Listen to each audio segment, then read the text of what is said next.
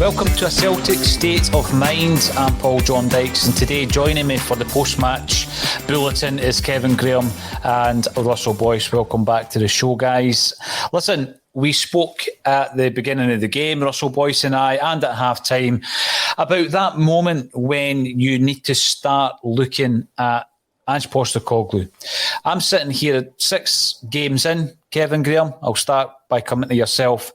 And I have no confidence that Celtic are going to win this league.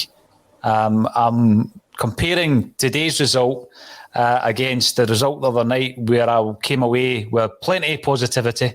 And we discussed it in the WhatsApp group about all the positive aspects of coming away from Spain with a narrow 4-3 defeat. Today's a different ball game entirely. We go into that game today, Kev. Our away record is poor. Our record at the Tony Macaroni is dreadful, and we failed to come away with anything. At the same time, at Ibrox, Rangers dropped 2 points. What's your thoughts on this, Kev? And at what point does the mitigating circumstances become less and less, and we start focusing on Ange Postecoglou, poor team selection, poor use of substitutes, poor tactics? When do we start looking at that, Kev? I think I'm not going to look at it today. Not at all. That was utterly dreadful today. Absolutely dreadful. There was only 2 players on that pitch got pass marks, and that's Joe Hart and Cameron Carter-Vickers. All the rest of them would be as well walking about Livingston shopping for the amount they actually gave us. What is it when we go to West Lothian that doesn't matter who we play, who's the manager, who's his manager? We just seem to suck the life out of any sort of football we've got whatsoever. For me, I'm not going to back down with what I actually says at the start of the season. I'll be happy as long as we're still in it when we get to the January window. And I didn't think Rangers had dropped 2 points. For me, that's only positive for the day. That is only positive for the day. It's only 4 points and it's no 6. That is only positive.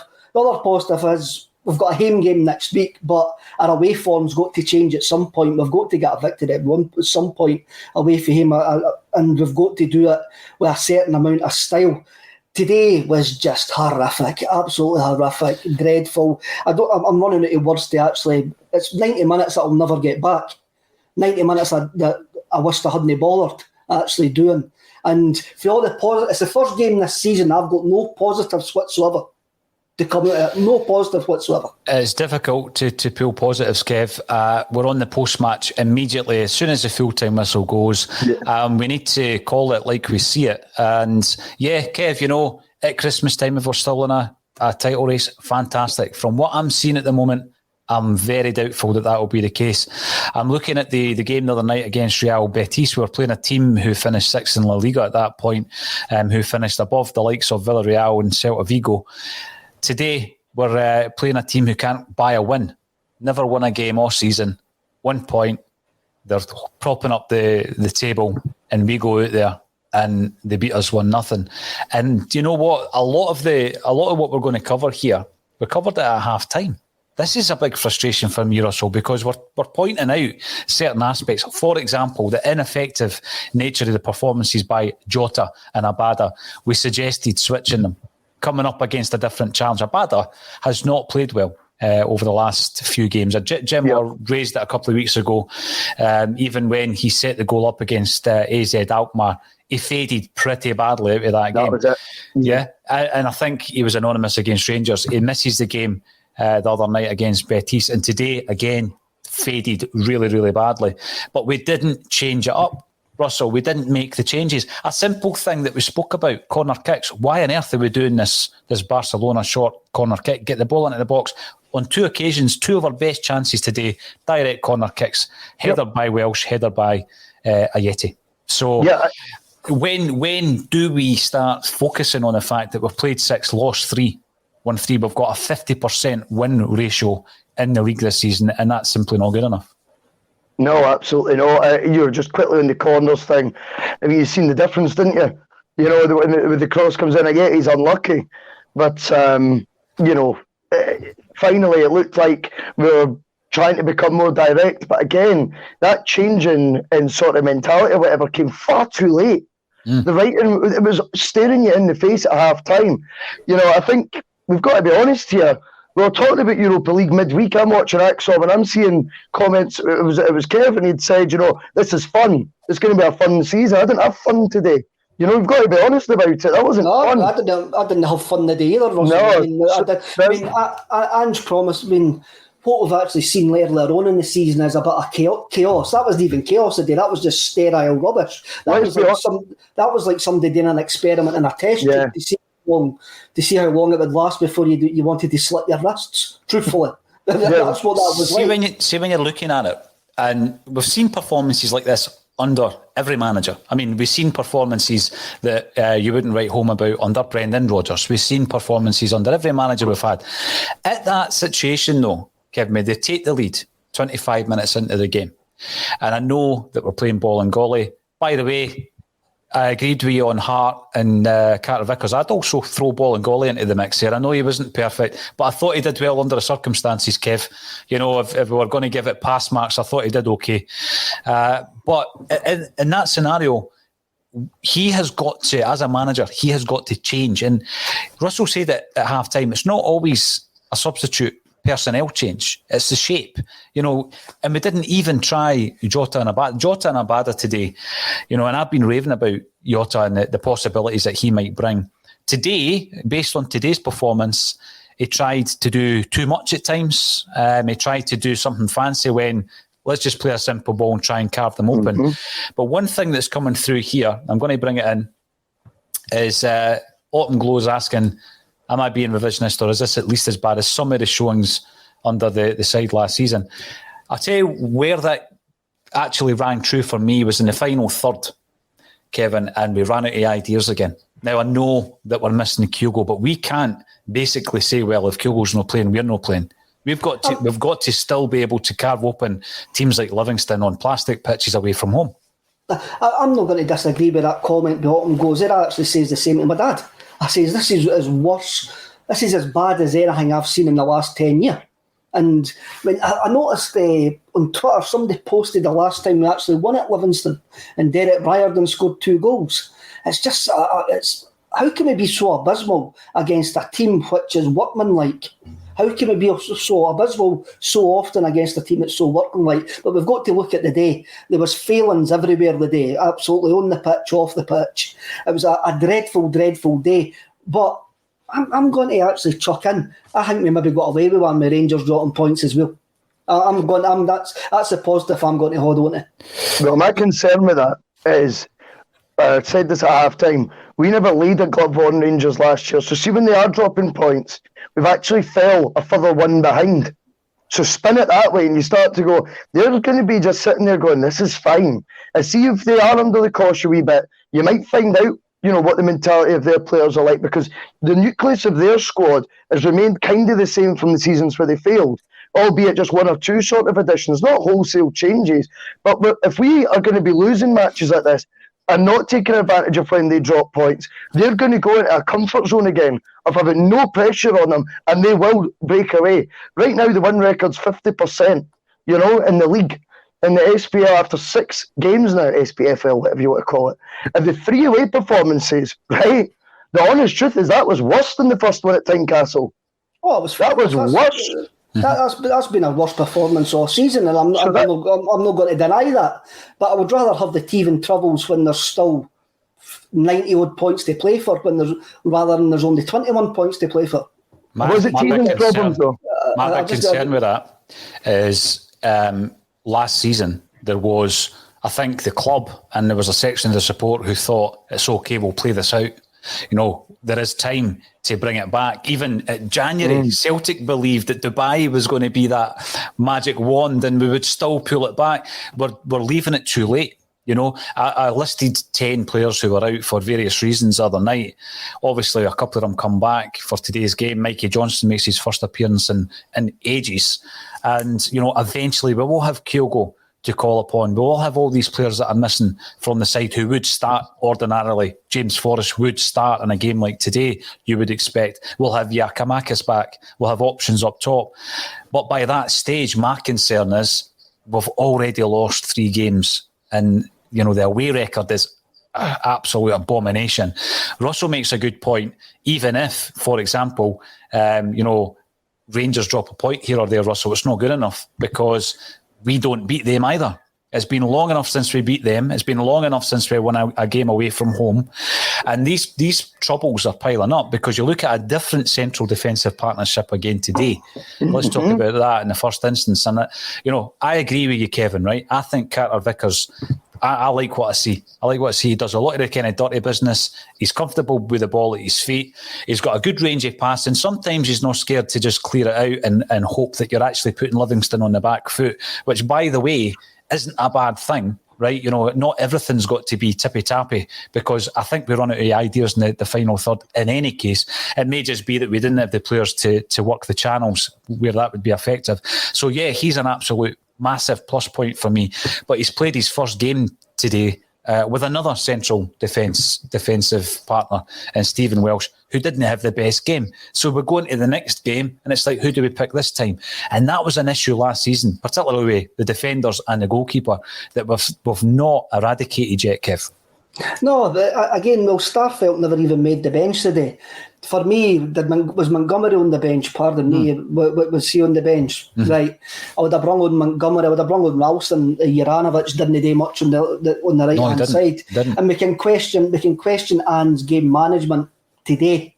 Quite rightly, we can, because we were utterly abysmal, and it's very difficult to, as I say, point any shining light on Celtic in the next couple of days. It is going to be difficult to point a shining light on us because that was by far and away our worst performance of the season. Joe Hart makes 2 brilliant saves, and it could have been a lot worse. It could have been a lot worse. He made 2 tremendous saves, and on one occasion he's looking at his central defensive partnership, and he must be wondering what on earth are you doing here, because a lot of the time it's just win that ball, just win the ball. It's a simple cross into the box, win the ball. And as Russell says, credit where credit's due, tremendous finish. I'm concerned that the wingers, we've been raving about initially Abada, and we've been raving about Jota. But you bring these players in, from various different leagues all over Europe, Russell. These are the games at unfashionable Livingston, at an unfashionable plastic pitch, that Celtic need to win. They 2 guys were really unimpressive for me today. Yeah, where's the mixing it up, Paul? And again, I think we covered many shows in the summer where we spoke about a need perhaps to buy more domestically. And again, you've just touched on it there. How many players have we brought in from different types of leagues that play brilliant football maybe? But unfortunately, this league that we're in is going to be full of teams that play 10 men behind the ball, hard to break down. You're going to need to be able to have a plan B. We go a goal down, and he did not know what to do to change that today, or refused to. Either way, not good enough. And we're now seeing a pattern, a trend. I see the thing is as well, see, once you get a monkey on your back, it can be hard to shake off. And this is now going to become a sort of a thread or a topic of conversation. Can Celtic actually perform away from home playing this style of football and get results? Now, we played Real Betis on Thursday. I felt they were there. They were a team that we could have got a result off. We were 2 goals up. But I take on board, they're 6th in the Liga. They've got a fantastic manager. They've got a budget that outweighs ours, and they play a far more competitive league than we do. However, the disparity between Celtic and Livingston today is wider than what the disparity between Real Betis and Celtic were. So you can't have it both ways. If you can't get results against either, then I'm sorry, that isn't really acceptable in my opinion. And we spoke about a mentality thing before the show as well, talking about I would rather we got beat 4-3 than draw 0-0. What would you have rather today? Because we didn't score today, so that's the nil bit sorted. But we conceded, and when we conceded, we did not change quick enough what our pattern of play was going to be, what our style of play was going to be. And you notice with the subs, ironically, Soro, who's came in for pelters, plays 1 direct pass right through the middle into Ayeti, brilliant turn, and the closest we came to a goal all day. Now, there seemed to be a bit of a shift in the last 20 minutes to playing a wee bit more direct. I don't know where that stemmed from, but I take it face value, like you say, the corner kicks suddenly going straight into the box. You have to learn on your feet in this job as well. we talk about transitions, processes, projects, and if we want to become a better club, focus on Europe. Don't focus on the league, because the league will take care of itself. We can't win in the league away from home right now. So I'm not quite sure what we're focusing on, because we're giving the Europa League apparently a bye. Now, Brendan Rodgers, we spoke about Paul as well, played the exact same way in Europe, and we got cuffings. Remember, we were on the wrong side of some defeats? Oh, yeah. Now, apparently, if you don't keep doing that, then you'll get better at Europe and you can start playing your own way. Well, it was only 5 years ago Brendan Rodgers started. It was in his first season at Celtic. Since then, we're now in a lesser European competition with the exact same frailties. So I'm not convinced managers have 5 year shelf lives anymore in modern football anyway. And unfortunately, I just think there's a bit of naivety that there is going to be this patience forever. And as long as we see things going the right way, I actually think fans forget who they become. And I think you will see fans beginning to turn. I've had 2 text messages whilst they've been on the show, both of them saying, are you allowed to criticise Ange Postecoglou yet? Or what, I'm paraphrasing, but that is what the narrative is on both texts I've received. Yeah, I guess that was my first question. When do we talk about Ange, And I think I'm already talking about it. I think I'm at that stage right now, and people might think that's premature after 6 games. I'm not blaming him for everything, of course I'm not. But you've got to look at the fact that we're 1-0 down against Livingston at 71 minutes before we make a change. I know there's no obvious choices on that bench, game changers I'm talking about, but you can be cute with your personnel. You bring them on, you change your shape, you can completely change the dynamic of the game by making the changes.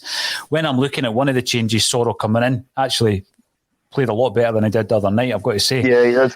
I'm going to be looking at James McCarthy, Kev. Now, I've actually said it's his first start here. We understand, obviously, he's had issues with his fitness because he did have the pre-season. We understand he's recovering from COVID. You yourself are probably fit to discuss how that affects any mere human being like yourself, Kev, because I know it hit you for 6. And I thought he tired really, really badly. The stray passes, it's a feature of David Turnbull's game. David Turnbull's ball retention normally is fantastic. See, when he starts losing the ball, it's because he's knackered. He's not got the legs. And both players, David Turnbull and McCarthy, were guilty of it. We bring off McCarthy. How impressed were you with his first start? Is he going to play a bigger part than just cameo roles? I mean, to make your first start in a game like today, I think is a wee bit risky. Someone in the comments section says that kind of game was built for the likes of Ralston. I'd agree with that.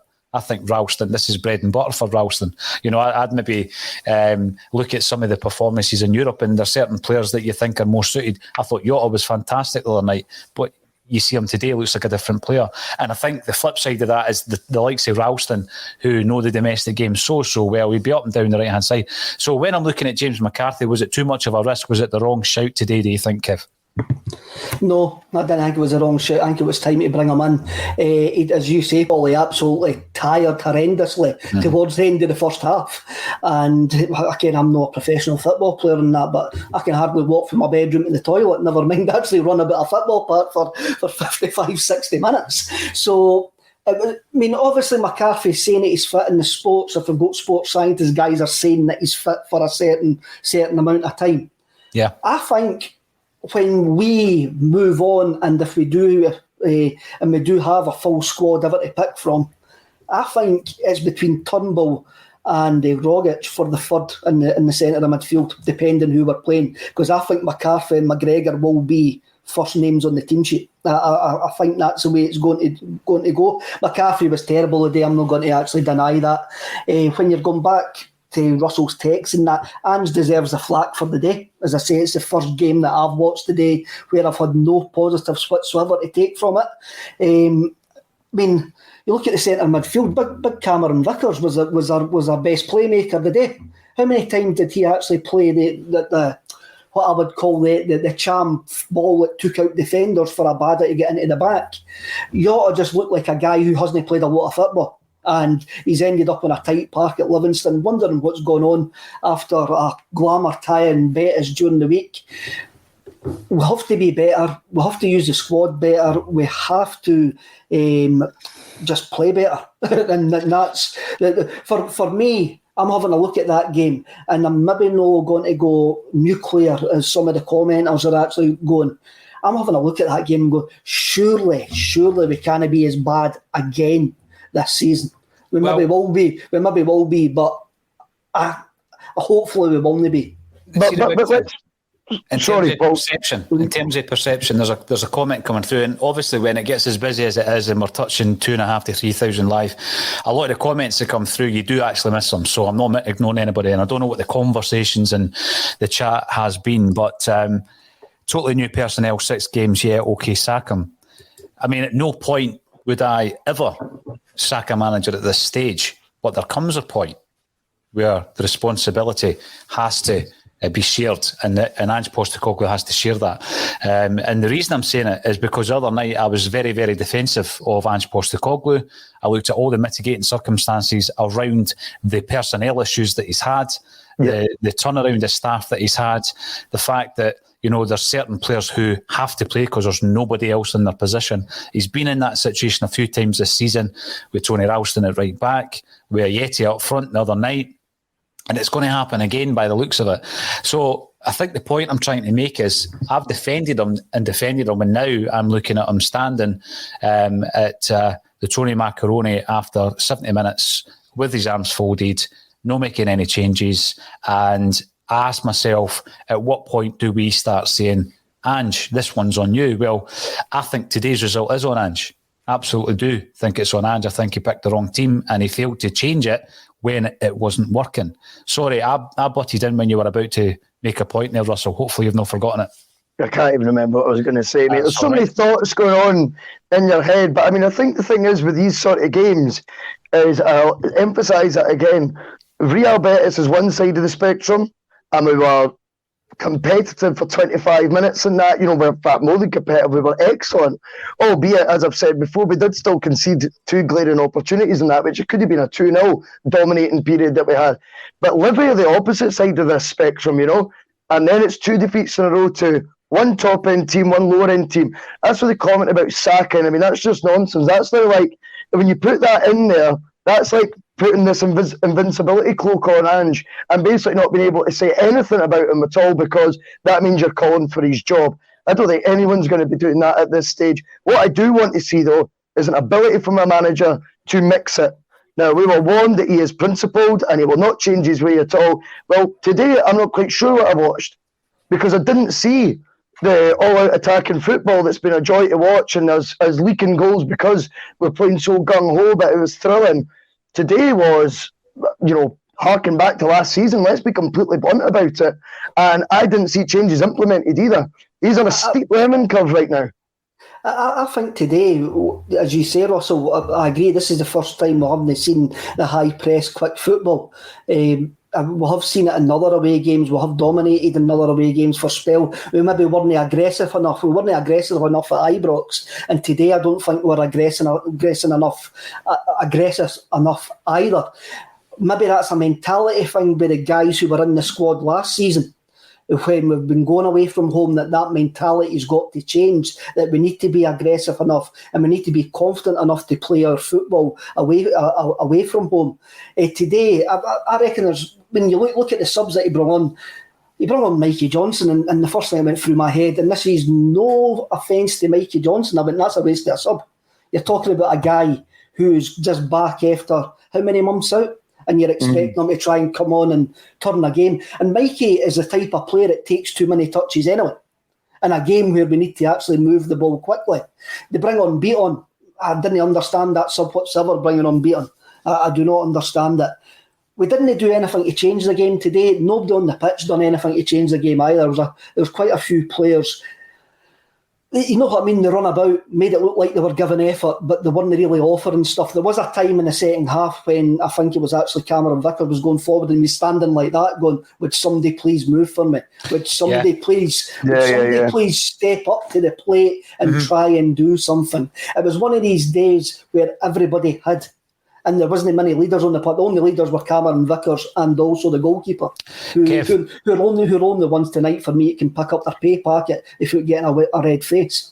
There was another example with McCarthy and Welsh. They kept just kicking the ball back and forward to each other. Both of them are looking up. There's no options for them. But my big concern is we can't too heavily rely on Kyogo, as brilliant as he's been. We can't too heavily rely, because when he comes back in, you then think, oh, everything's going to be great again, because he makes these runs, he creates those spaces. He presses the back line of teams like Livingston, who historically play with 9-10 men behind the ball. It's not as simple as just bringing him back in, because, we struggled against Livingston with Odsonne Edouard up front. And I don't mean the Odsonne Edouard that we've seen tapering off at the tail end of his Celtic career. We have struggled for years and years. We've struggled with Moussa Dembele up front, against lesser opposition who play with 10 men behind the ball. So when Kyogo comes back in, that's one plus point. Callum McGregor's a massive loss. I think everybody realises that. His influence on that team is huge. But I'm going to have to ask you, Kev, because you're one of these people who you've been talking about a transitional season this season. And, that's fine. And I think historically, Ange Postecoglou has taken a season to get going. And we spoke to, journalists from the Japan Times, and that's exactly what he told us. But I don't think we can afford it to be a transitional season in terms of we write off the league. And the reason we can't is because of what's at the end of that. What is the carrot at the end of the season? And that is Champions League and the finance that comes with it and the massive pendulum swing that goes the other way and goes Ibrox way if they win their second in a row. So what do you expect this season, Kevin Graham, and Ange Postecoglou's debut season at Celtic? What are you expecting for Celtic to do this season? Look, you look where we are, look at the mess that we were left in, look at the rudder list that we had towards the tail end of last season. And is it any surprise we're in this spot where we are? Is it really any surprise we're trying to integrate a new side, a new style of play? Is it really any surprise? Have we maybe overreached ourselves with the fantastic home performances that we have? What am I going to say is Kyogo and Callum McGregor make that team tick. They actually show the intensity that we need to play for us to be successful. And without them, there's nobody stepping up to the plate. Ayeti's a completely different type of striker whatsoever. If you don't give Ayeti chances, he's basically going to give you a performance like today and absolutely do nothing. I want us to challenge, and that, my opinion's not going to change because of the mess that we were in. If we have a massive challenge this year, and whatever will be, as long as we challenge and make a decent fist of it. And what will happen. As I say, I'm aiming for 90 points. If we get 90 points, see what happens. I look at last season, first trophyless season in many's a year. First time I haven't won the league in 10 seasons. And I look at this season and think, well, my aspirations for Celtic is you've got to go out and win the league. You've got to go and win the league. And I'm now looking at the situation. I'm just going to be totally blunt in relation to this, and it's not opinion-based. We were in a scenario where we backed the wrong horse in Eddie Howe. It fell at the last hurdle. We panicked and we appointed Ange Postecoglou. The guy who was... Sorry, Kev. Are we sure Eddie Howe was even in the stables? Well, I didn't think he was even on the track. We then get to a situation where one of the guys who apparently was pivotal in the process last 72 days, and we look at the league table today and we've won 3 and 6. We haven't won an away game since Valentine's Day, right? Which is absolutely shocking. And then you can start looking at all the other time. When was the last time we beat Rangers? When was the last time we beat Livingston away from home? So that is it. That is as true as you can. There's no subjectivity in that. That's where we are as a football club. So if you ask me, are we going to win the league this season? As I'm sitting here right now, no, we're not.